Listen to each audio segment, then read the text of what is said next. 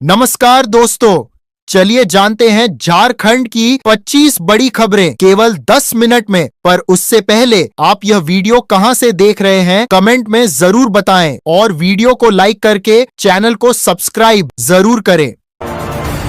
झारखंड सरकार ने राशन बांटने की व्यवस्था को बेहतर और साफ सुथरा बनाने के लिए सभी सरकारी राशन दुकानों की ई-पॉस मशीनों की नियमित जांच करने का आदेश दिया है। खाद्य आपूर्ति विभाग का मानना है कि मशीनों की सही ढंग से जांच होने से अनाज की कालाबाजारी और चोरी पर लगाम लगेगी। इससे यह सुनिश्चित हो सकेगा कि गरीब और असली हकदार लोगों को उनके हिस्से का पूरा अनाज समय पर मिल सके। झारखंड सरकार ने फैसला लिया है कि पेंशन पाने वाले लोगों की अब आमने सामने यानी फिजिकल जांच की जाएगी। समाज कल्याण विभाग का कहना है कि इस जांच से उन लोगों के नाम हटाए जाएंगे जो पेंशन के हकदार नहीं हैं। इससे फायदा यह होगा कि जो असली हकदार हैं, जैसे बुजुर्ग, विधवाएं और दिव्यांग लोग, उन्हें उनकी पेंशन का पैसा बिना किसी देरी के समय पर मिलता रहेगा। राज्य के सरकारी स्कूलों में पहली से 8वें क्लास के बच्चों को मुफ्त किताबें देना शुरू कर दिया गया है। शिक्षा विभाग ने सभी जिलों को कहा है कि जनवरी के अंत तक किताबें बच्चों को मिल जानी चाहिए ताकि उनकी पढ़ाई बिना किसी रुकावट के ठीक से चलती रहे।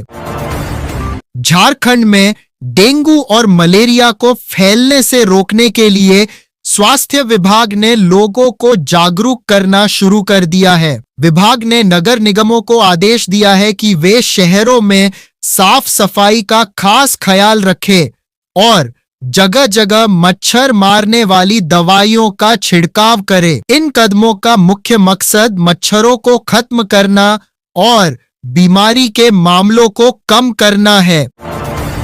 राज्य सरकार ने आदिवासी इलाकों में पीने के पानी की सुविधा को बेहतर बनाने के लिए नई योजनाओं को मंजूरी दे दी है।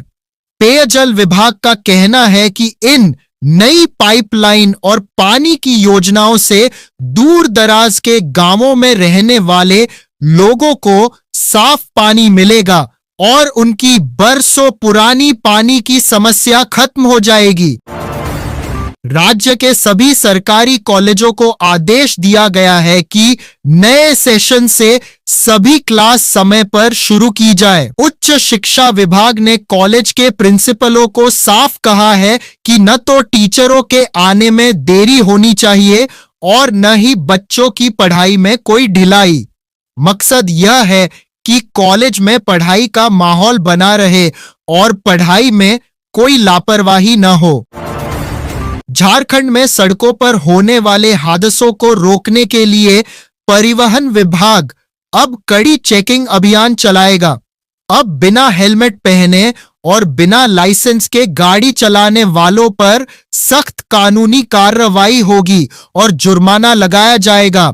विभाग का मानना है कि इन नियमों का कड़ाई से पालन करने से सड़क दुर्घटनाओं को कम किया जा सकेगा।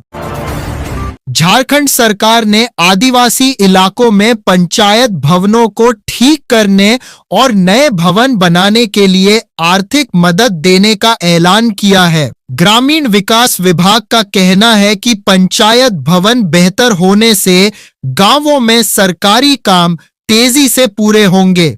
इससे स्थानीय लोगों को सरकारी सुविधाओं का लाभ लेने के लिए भटकना नहीं पड़ेगा और उन्हें सभी जरूरी सेवाएं आसानी से एक ही जगह मिल जाएंगी।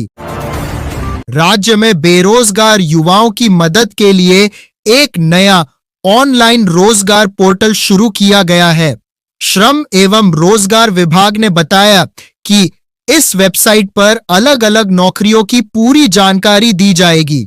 अब युवाओं को काम ढूंढने के लिए कहीं भटकना नहीं पड़ेगा, बल्कि वे इस पोर्टल के जरिए सीधे अपनी पसंद की नौकरी के लिए आवेदन कर सकेंगे और रोजगार के नए अवसर पा सकेंगे।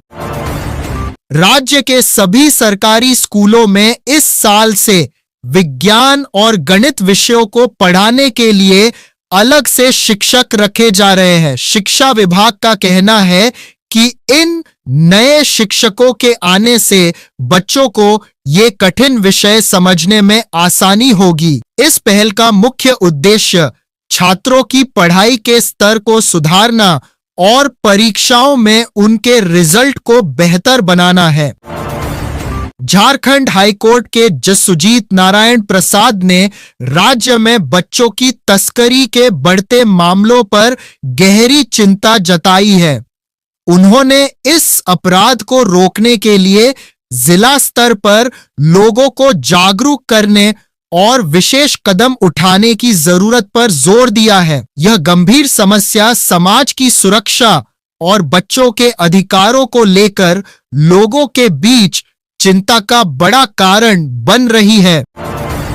झारखंड के मुख्य चुनाव अधिकारी रवि कुमार ने बताया कि वोटर लिस्ट को सुधारने के खास अभियान के तहत अब तक 72% वोटरों का मिलान 2003 की पुरानी सूची से कर लिया गया है।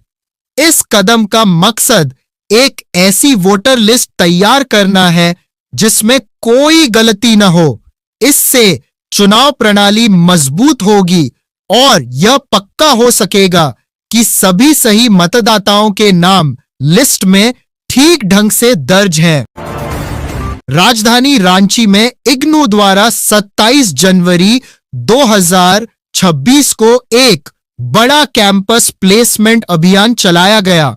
इस कार्यक्रम में अलग अलग क्षेत्रों की कई कंपनियों ने हिस्सा लिया और ग्रेजुएट व पोस्ट ग्रेजुएट छात्रों को नौकरी के सुनहरे मौके दिए। इस अभियान के जरिए युवा उम्मीदवारों को कंपनियों से सीधे जुड़ने और रोजगार पाने का बेहतरीन अवसर मिला, जिससे उनके करियर को नई दिशा मिलेगी। झारखंड कर्मचारी चयन आयोग यानी JSSC द्वारा 3,451 स्पेशल टीचर के पदों पर भर्ती के लिए आवेदन लिए जा रहे हैं। सरकारी नौकरी की तलाश कर रहे योग्य उम्मीदवारों के लिए यह एक शानदार मौका है। विभाग ने सूचित किया है कि फॉर्म भरने की आखिरी तारीख करीब है, इसलिए इच्छुक अभ्यर्थी समय रहते अपना आवेदन पूरा कर लें ताकि वे इस प्रतियोगिता परीक्षा में शामिल हो सकें। झारखंड कैबिनेट ने हाल ही में 33 बड़े प्रस्तावों को मंजूरी दी है, जिनमें शिक्षा, स्वास्थ्य, सड़क और प्रशासन में सुधार जैसे मुख्य मुद्दे शामिल हैं। इन फैसलों का मुख्य उद्देश्य राज्य की सरकारी सेवाओं और बुनियादी सुविधाओं को पहले से बेहतर बनाना है। सरकार के इन कदमों से आम नागरिकों को सरकारी योजनाओं का लाभ आसानी से मिल सकेगा और राज्य का विकास तेजी से होगा। 77वें गणतंत्र दिवस के मौके पर डीजीपी तदाशा मिश्रा ने झारखंड पुलिस की बड़ी सफलताओं के बारे में बताया। उन्होंने कहा कि पिछले 1 साल में पुलिस ने नक्सलवाद, नशे के कारोबार, साइबर अपराध और संगठित अपराध के खिलाफ बहुत अच्छा काम किया है। विशेष अभियानों और बेहतर ग्रामीण सुरक्षा के जरिए राज्य में अपराध कम करने में काफी मदद मिली है, जिससे आम जनता अब खुद को पहले से ज्यादा सुरक्षित महसूस कर सकती है। वित्त मंत्री निर्मला सीतारमण 1 फरवरी को देश का नया बजट सत्र 2026 से 27 पेश करने जा रही है। इस बार देश के व्यापारियों और आम जनता को उम्मीद है कि सरकार टैक्स के नियमों में सुधार करेगी और ऐसे निवेश को बढ़ावा देगी जिससे विकास की रफ्तार बढ़े। माना जा रहा है कि इस बजट में ऐसी नीतियां लाई जाएंगी जिससे ज्यादा से ज्यादा लोगों को रोजगार मिल सके और देश की अर्थव्यवस्था मजबूत हो। केंद्र सरकार ने झारखंड में पीपीपी मॉडल के जरिए 4 नए मेडिकल कॉलेज और अस्पताल खोलने को मंजूरी दे दी है। इस फैसले से राज्य में एमबीबीएस की कुल 350 सीटें बढ़ जाएंगी। यह योजना खास तौर पर गांवों और छोटे शहरों में बेहतर इलाज और मेडिकल की पढ़ाई की सुविधा पहुंचाएगी। इससे स्थानीय युवाओं को डॉक्टर बनने का मौका मिलेगा और स्वास्थ्य के क्षेत्र में रोजगार के नए अवसर भी पैदा होंगे। जमशेदपुर में हुई अपहरण की घटना को लेकर सांसद विद्युत बारण महतो ने लोकसभा में आवाज उठाई है। उन्होंने इस मामले पर गृह मंत्री से तुरंत बैठक करने की मांग की ताकि अपराधियों पर सख्त कार्रवाई हो सके। सांसद ने जोर देकर कहा कि शहर की कानून व्यवस्था को सुधारना और लोगों के मन में सुरक्षा का भरोसा पैदा करना बहुत जरूरी है ताकि आम जनता बिना किसी डर के रह सके। झारखंड के मुख्यमंत्री हेमंत सोरेन ने अपने पिता शिबू सोरेन को पद्म भूषण सम्मान देने के लिए केंद्र सरकार का शुक्रिया अदा किया है। उन्होंने कहा कि यह सम्मान पूरे झारखंड और आदिवासी समाज का मान बढ़ाता है। साथ ही मुख्यमंत्री ने शिबू सोरेन के संघर्षों को देखते हुए उन्हें भारत रत्न देने की अपनी पुरानी मांग को फिर से दोहराया। मुख्यमंत्री हेमंत सोरेन दावोस और यूके का दौरा पूरा कर 27 जनवरी 2026 को रांची लौट आए हैं। इस यात्रा के दौरान उन्होंने झारखंड में निवेश, बुनियादी ढांचे और विकास को लेकर बड़े स्तर पर चर्चा की। घर वापसी के तुरंत बाद वे एक्शन में दिखे और राज्य की प्रगति को रफ्तार देने के लिए स्थानीय प्रशासन के साथ महत्वपूर्ण बैठकों में शामिल हुए। दक्षिण पूर्व रेलवे के आद्रा और चक्रधरपुर मंडलों में मरम्मत कार्य के कारण 28 जनवरी से 4 फरवरी 2026 तक रेल सेवा प्रभावित रहेगी। इस दौरान लगभग 16 ट्रेनों को रद्द कर दिया गया है या उनके रास्ते बदल दिए गए हैं। यात्रियों को सलाह दी गई है कि वे अपनी यात्रा की योजना पहले से बना लें ताकि उन्हें किसी परेशानी का सामना न करना पड़े। चक्रधरपुर में 28 जनवरी से 29वें All India Steel Express football tournament का आगाज हो गया है। यह प्रतियोगिता 10 फरवरी तक चलेगी, जिसमें देश की 14 दिग्गज टीमें अपना दम दिखाएंगी। इस बड़े आयोजन को लेकर खेल प्रेमियों में जबरदस्त उत्साह है।